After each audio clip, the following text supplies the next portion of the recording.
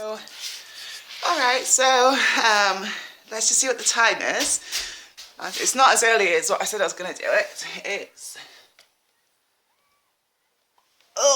8:37. And I thought it would be quite good to do this now because, rephrase. The reason why I'm not doing this earlier, is because when I woke up earlier, I just did not feel like switching the camera on and filming, which was really annoying because I was awake at 7ish and I just felt so flat as a pancake that the last thing I wanted to do was just whack the camera on and start filming, which I knew would happen because it kind of quite often does when you've been awake through the night and go back to sleep. That's why sometimes it's better, I think, just to stay awake and then go to bed early the next night. But anyway, I want to show you the snow. So the children are arriving at school, but obviously it's the snow which is the focal point, not the children. But I won't be filming at this side for very long because I feel a bit awkward filming if the kids there. I'm quite surprised that school's on. Now, it's not that deep on the roads. If I had a car today, I'm going to film out the back, just because. Look, I'm not stupid. It's not ideal to be filming in school when kids are arriving. But also, look at this. It's thicker at the back.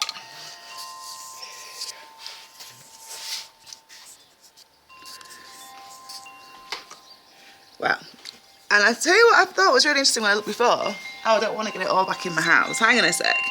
Let's just sort this. I think it's so hard to film because the window's so heavy with all the snow and it's all going to fall back in my house if I have it as high as I want. I like to have two hands on my camera so I can zoom and stuff. It's just really heavy on my head, the window, obviously. So this is going to be short-lived, having it like this. In fact, I'll tell you what, I'm just not going to zoom. It looks really fuzzy because it is snowing so heavily. Oh my god, that says Amiga PLC on the back. It said Amiga PLC on it, all over it, so that's quite interesting. It's just the area beneath these trees. I think it's really sweet how the trees are sheltering the grass from having much snow on them. And even though it looks so insignificant, I just thought it was quite sweet and interesting when I was looking before. So, nice trees. They're doing it as well behind, even though they're only little silver birches and they've got no leaves on them, but they've got quite a lot of branches on the silver birches, so they're doing a very good job of sheltering the grass from the snow. And if there was pets and animals out there, they'd all be under the trees, wouldn't they, if they could be. Anyhow, let's just have a look up the hill, because it really does look like a winter wonderland. I'm going to have to take the chance. I'm going to zoom in. I've got my hands outside of the window now. It really does look wonderful, doesn't it? It's a little bit nippy though. Look at the trees. This is so beautiful. I'm not going to film for very long now here. What I'm going to do is I'm going to actually film. You can see some of the depth there. I just mean in the actual quantity of snow coming down. And looking at those wires across, I think they're telephone wires. I think they are. I'm not quite sure. But anyhow, well, I don't know. I don't have a telephone. I used to do. I'm talking nonsense. But the old, oh God, Nina, shut up. I think they're telephone wires that go to everyone's house. But I'm really not sure.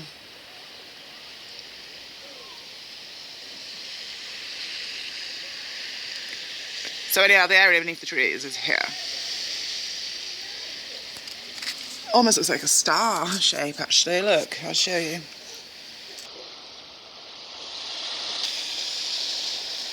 Look, it almost looks like a star shape, especially in reality. It's got 1, 2, 3, 4, 5, 6, 7, 8. 8 little peaks on it. So, look.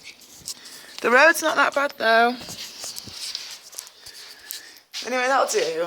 What I'm looking forward to doing is filming it from when there's blue sky and the snow stops falling. But what I really want to happen is for it to rain and take over from the snow, because we don't really want snow today. At the end of the day, I've now been snowed off work, and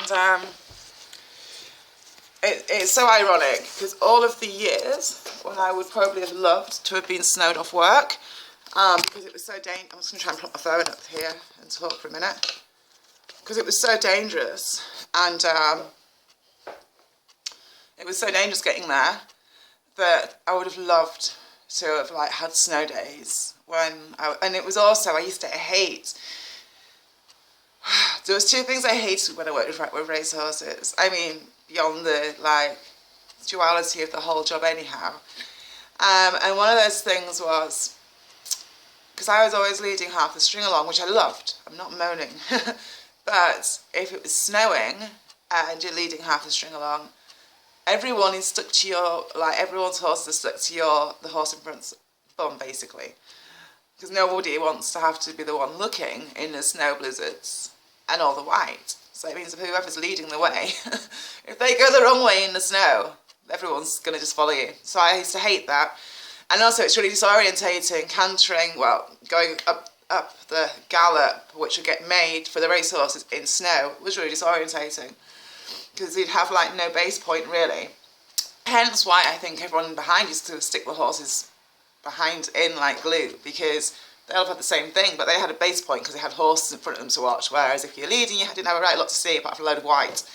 And there would be like a faint track there, but it used to snow so heavy it would cover up in between lots. Didn't like that. And I didn't like riding a gale force winds either, because then you'd like be clinging to your horse's neck. Or I'd just ride and cling to my neck strap in the horse's neck, and just have to trust the horse to do it all, which I didn't mind doing that at all. It's just that again, if I'd have gone the wrong way, everyone behind would do the same thing. They'd glue themselves in, stuck behind. So yeah, those are the two things I don't miss. So it's so highly ironic that I'm having a snow day today for the first time in my whole entire life. This is like a proper snow day, when I would have loved one in my old job. But right now, I'm like, oh, how frustrating, you know. I want to be out at work really, and I don't really want to have a snow day. I can't really afford to. I don't want to be at work, but obviously there's no point without a car. There's no point going. Well, I've not taken a snow day. You know, it's not really up for negotiation. At the end of the day, they don't need me. If it's like this, they don't need me. There's nothing much they can do. It's not like where I used to work before, and it was like a massive barn to use if we couldn't get out, and then they usually get us out later in the morning. But yeah, so I'm on a snow day. Ta-da! And on that note, let's see how long this is. Yeah, I'm going to have to wrap this up then, because otherwise it'll be too long to slot together with the one from this morning. Although I might put them into their own right. I haven't decided yet. I might put them into a playlist, so they just follow one from one another. I don't think it makes that much difference. It depends how long this one is. I can't remember how long this one was. I don't know how much that footage is even usable, because I couldn't see what I was doing. So I will see.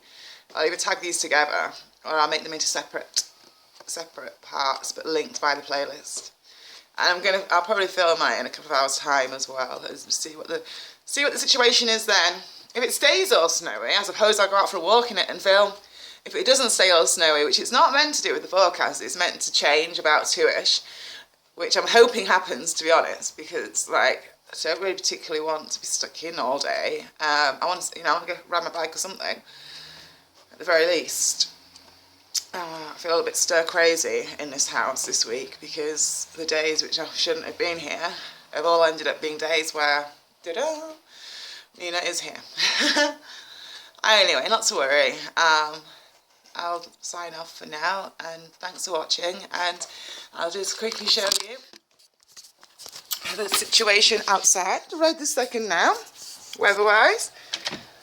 Crikey, I've just gone really dizzy. The trees just look gorgeous, there's no denying it. I look like I'm on high zoom, I hope I'm not. Oh, I was, marvellous. So me propping up the camera there will have been a massive disaster, won't it? What a plonker. Anyhow, there it is. We'll just film down towards town. I will go out and film later because there's snow on the roofs, look really interesting, but only if the sky clears up. There's no point filming when it's all grey like this, is there? All right, well, I feel like I've whittled on too much and just become its own separate part now.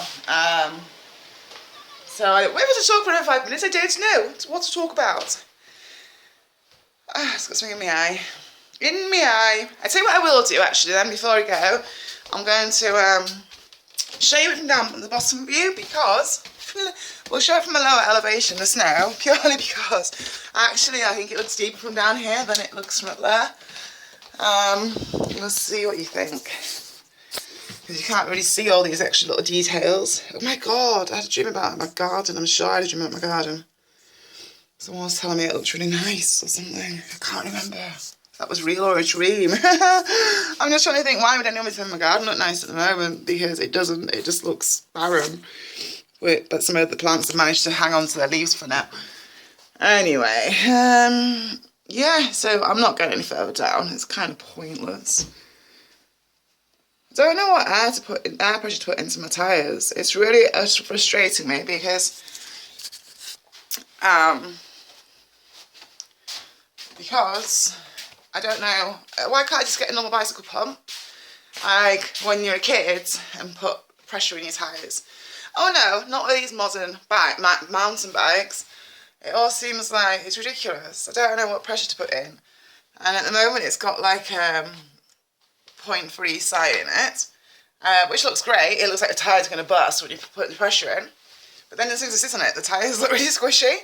So it's really bugging me. I need to find out like what pressure to have the tyres at and so all that kind of thing. I think it might require a little Google search, maybe. We shall soon find out. If it's not sorted by, like if I haven't figured it out by later today, I'm going to have to grab someone who knows something about bikes and get them to do it for me, because it's kind of frustrating. I want to take the bike out. And there's all these like silly extras which need to go on it. It's got the most unclear directions in the whole entire world, that mountain bike came with. Fine for whacking the tyre on and all that kind of thing. But as soon as they all came, it doesn't even really clearly say what tyre pressure to put in. It gives you a gauge of what to put it between, but it doesn't tell you what to put it at. And it doesn't, let's check the time. And it doesn't have, yeah, it doesn't have any proper directions to put out to put all the lights and stuff either. I'm quite shocked, you know, that the school's actually still on today. And the crane was whizzing around at 7 AM like normal. But then when you look at the roads aren't that bad. Even the road where I live is not that bad. So, but only because it's been gone down. If I'd just been like half an hour ahead of myself, at 7:30 it was still virgin snow over there, it would have given you a better gauge of the difference. I'm just going to quick, I don't like filming through glass at all, and I actually am doing for variety. But I'm just going to zoom into where the rocks are up there, which you can't actually see now, because look, a second that there's coverage on those trees, those rocks immediately become hidden. Now normally from this elevation you can see the rocks. Normally from this elevation you can see, look at this here, look how it mimics the tower behind it, the tree detail just in front to the right. That looks like, sorry, that there right in the middle of the screen now, it's mimicking the antennae thing behind it. It looks like a natural kind of Stargate thing. It's really common, you know, like everything that we've got in life. If you look at all the views and stuff and the way that things are laid out and the light and the dark, I've really noticed how things like mimic and patterns like repeat right across the valley. Because when you're living here, where I live here, you can actually see, you can't see it from this angle, that's clearly what I'm talking about, but you can actually see right across the valley, and you can see like the different villages and how the shapes all mimic themselves, especially at night time as well, and just all the lights like pointing everything out. It's a bit like with the trees here, and the bit beneath, which I pointed out before, is actually mimicking the shape of the branches above. Oh god, that sounds so cringeworthy-ish, like that saying. But I'm not really trying to say like that as above so below thing. I'm not saying that at all. What I'm saying is, I'm not saying that. What I'm trying to say is it's something which is mimicked throughout life. The repetition and pattern Like, it's like, oh God, how do I say it? Just kind of like replicant of like what we're putting out there is literally like creating shapes. So much we can see, so much we can't. Every single thing that we're putting out there into the world is having an effect on the world, you know, whether that be something as straightforward as whether or not you put compost on your garden, or whether or not you're thinking kind, loving thoughts and having a kind, loving life, or whether or not you're being a vicious, nasty, toxic person, you know. The closer and better, like, hey, I'm over time-wise. I'm going to have to cut most of this out. In fact, on that note, I'll stand here.